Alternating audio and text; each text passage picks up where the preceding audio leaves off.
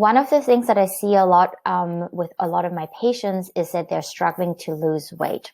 They might be saying, I am eating well, I am doing all the right things, but I still can't seem to lose that weight. Or another common thing that I've seen over the last few years is that people say, I'm fasting a lot, I'm going keto, and I never eat carbs anymore, but I lost weight initially, and then it started to creep back up, or I plateaued, or there's just this little bit of weight around my belly that I can't seem to lose. They're all very common questions and concerns I get.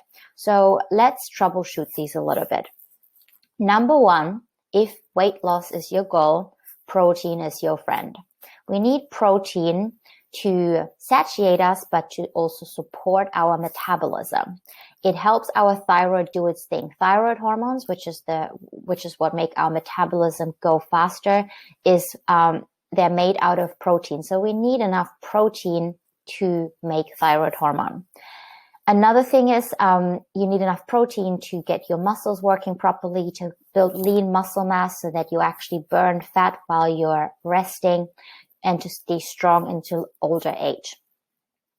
However, if you have a health condition like a cancer or a kidney problem, like I said in the previous weeks, when we talked about how much protein to eat, then you might have to adjust this.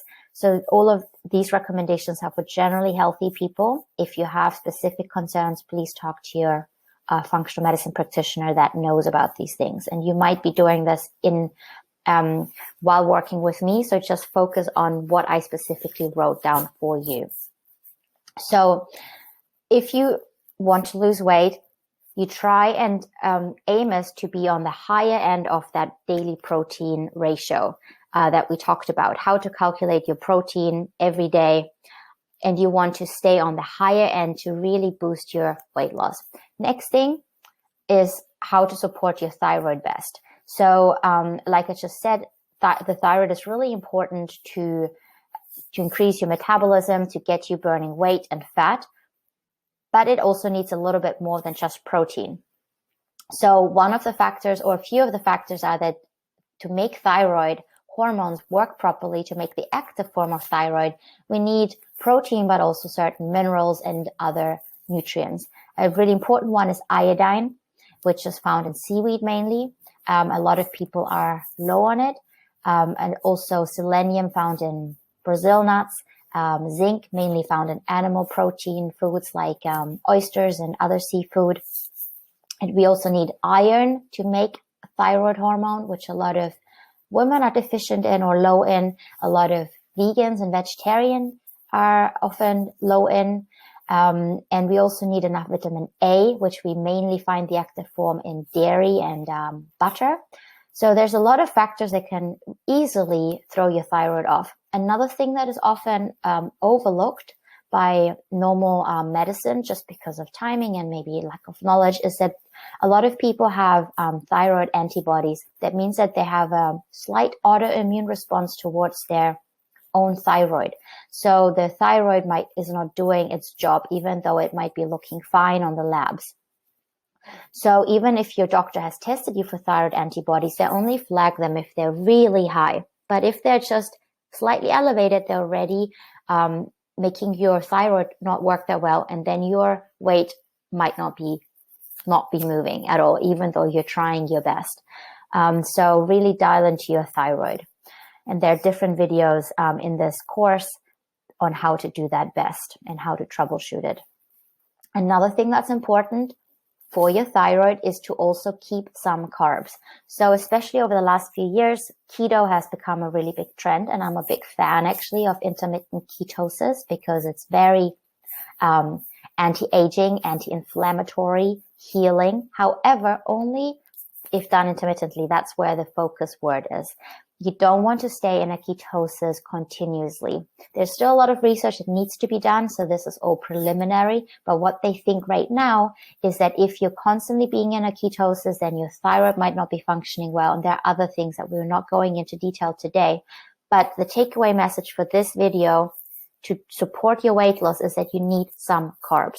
So go back to the videos where we talk about exactly how many carbs, but as a general rule of thumb, if you're a man or a woman in your post-menopause, Keep 1 or 2 portions of carbs a day. If you want to go keto, it's okay to drop it to 1 portion and lots of vegetables, but you have to have a carb refeed day to keep your hormones functioning, to keep your metabolism functioning.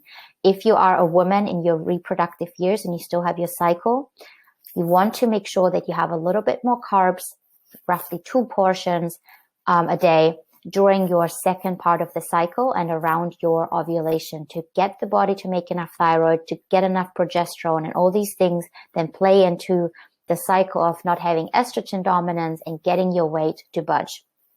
Okay, so we don't want to have too many carbs, but also not too little. Another thing that is important for weight loss is that you want to stop snacking. We used to think and used to say that we need to eat little meals all throughout the day to keep our metabolism going. That appears to be a myth, because every time you eat, our insulin goes up. And what insulin does, it helps our cells open up to take the energy floating around in your bloodstream into the cells and store it. Use it for energy. If it's excessive, store it. Now, if we're doing that, we're constantly in fat storing mode rather than in fat burning mode. So we can't get rid of the stored fat and the stored energy. We need to have periods of fasting. So there's this whole thing of intermittent fasting overnight, expanding that, but also between the meals. You want to let your blood sugar drop down so that you can actually shift back into a fat burning mode in between meals. With that goes so that you have to make sure that you make your actual meals substantial. You want them big enough. You want to have enough protein to keep your metabolism going throughout the day and throughout the night. You want to have enough of all the different nutrients that you're getting, all the building blocks the body needs to nourish and thrive. Okay, so next up, the earlier dinner, the better. If you can, as a rule of thumb, the best would be to stop eating 4 hours before going to bed. But even sometimes that's not possible with your social circle, your social commitments, then 2 hours might be okay. But track your sleep, because there's not just the quality of food matters, but also when you eat.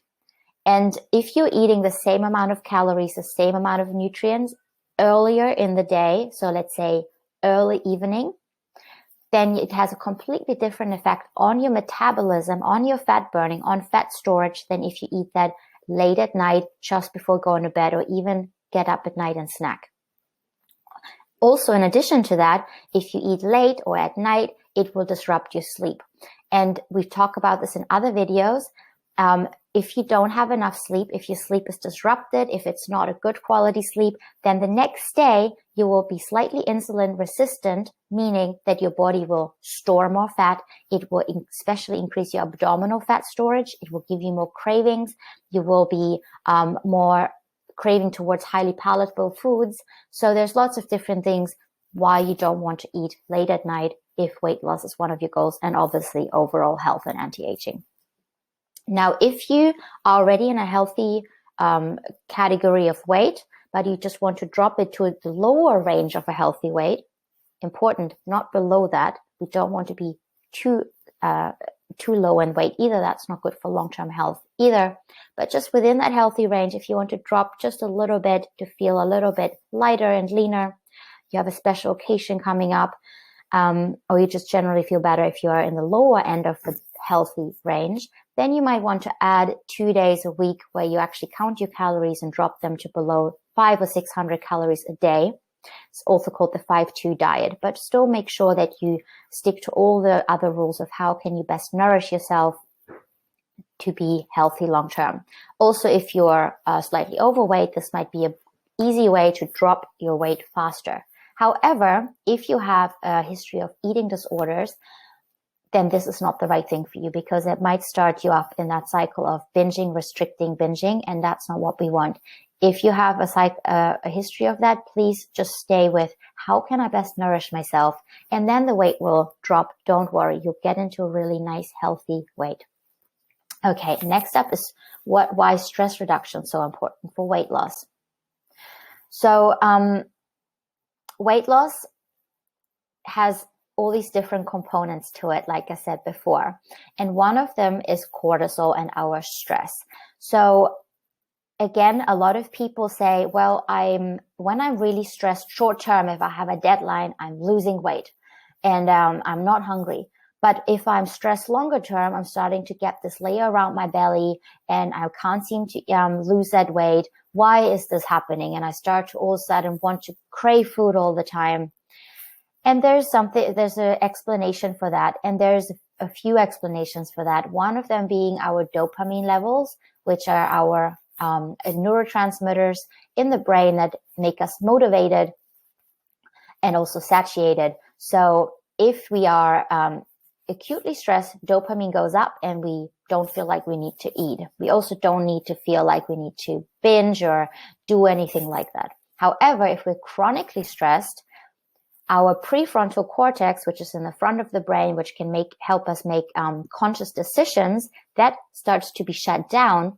And our limbic region in the back of the brain, which is our survival brain, will light up and be more activated. And that will actually make our dopamine levels go down, and we were more sensitive to food cues because the body thinks it's under stress and it needs to eat to survive, to store some food. It's running away from a tiger, or there's a drought coming up. So we'll store food, and we'll be more sensitive to food cues if you're not chronically stressed. Also, you'll be more prone to emotional eating, snacking in response to daily stressors. So when you're feeling stressed and then you're not even hungry, but you get that stressful phone call from your boss or something else, your spouse, your children, you go to the kitchen and eat even though you're not hungry. If your stress levels are all balanced, that is less likely to happen. Also, the inability to stop is more pronounced when you are being stressed out long term. You become more impulsive and you're more prone to substance abuse, including food, including alcohol and other things. So all these things are a reason why you want to try and keep your stress levels low, because if you want to lose weight and not just for anti-aging, obviously. So another thing that is important for weight loss is oxytocin. Oxytocin is a chemical in the body, in the brain specifically, that suppresses hunger and suppresses our need or cravings for palatable foods. And it helps us signal satiety. So you're feeling full and content. Now, oxytocin gets released when a mother breastfeeds their child, but also if there's touch, cuddles, sex, emotional connection, that all releases oxytocin. So make sure that you get it from one way or the other. Go and find a pet, or go and find a support group, friendship, network. All these things are really important. Okay, and one last thought on cortisol. We briefly touched upon it with the whole talk about stress before, and we talked about it in the previous weeks, but I just want to talk about it and really hone into it a little bit more in this video, because it is so important for our weight. So there's a lot of confusion in research and obviously out on Dr. Google so people say, well, if I drink my coffee, I increase my fat burning, but sometimes that is not the case. So why is that? And they finally found a reason for it in research. And they realized that when your insulin, which is what gets elevated when you're eating, mainly carbs, but also other foods, when your insulin is high and if your insulin is low, let's start here. When your insulin is low, so you're fasted, and you're then spiking your cortisol like it should be in the morning. You should have a morning spike of cortisol to get up and get going, and you can increase it with some coffee or high intensity exercise, a cold shower, anything that kind of brings up your heart rate and gets you sweating, gets you going and motivated. All of that will increase fat burning.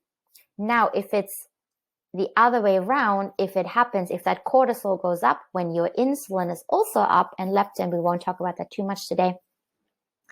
If they both up at the same time, then you're actually storing fat. You're in particular around your waistline. So what that means is that you can do all these things that boost your metabolism, your cortisol levels, your cold showers, your high intensity exercise, your coffee first thing in the morning when you're fasted, or if you had a little bit of good quality fats inside you when you're not really releasing insulin yet. That will help you lose weight, especially that belly fat.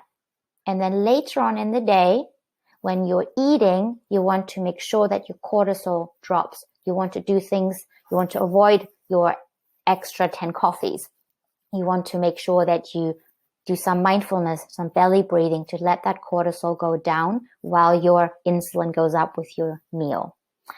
Another thing here on the bottom left corner, what they see is that if someone has low cortisol in the morning, which is usually seen in chronic fatigue and burnout, which is not a good thing, because we want that morning cortisol spike. We go about through this in other videos. That will increase your fat storage as well. So we need to really make sure that we have this nice curve. We want to have our cortisol go up in the morning while our insulin is low. Then when we want to cortisol go down while the insulin comes a little bit up throughout the day for different meals and thyroid support and all these things. So I hope that makes sense. Let me know, comment below. And if you have questions, comment below as well.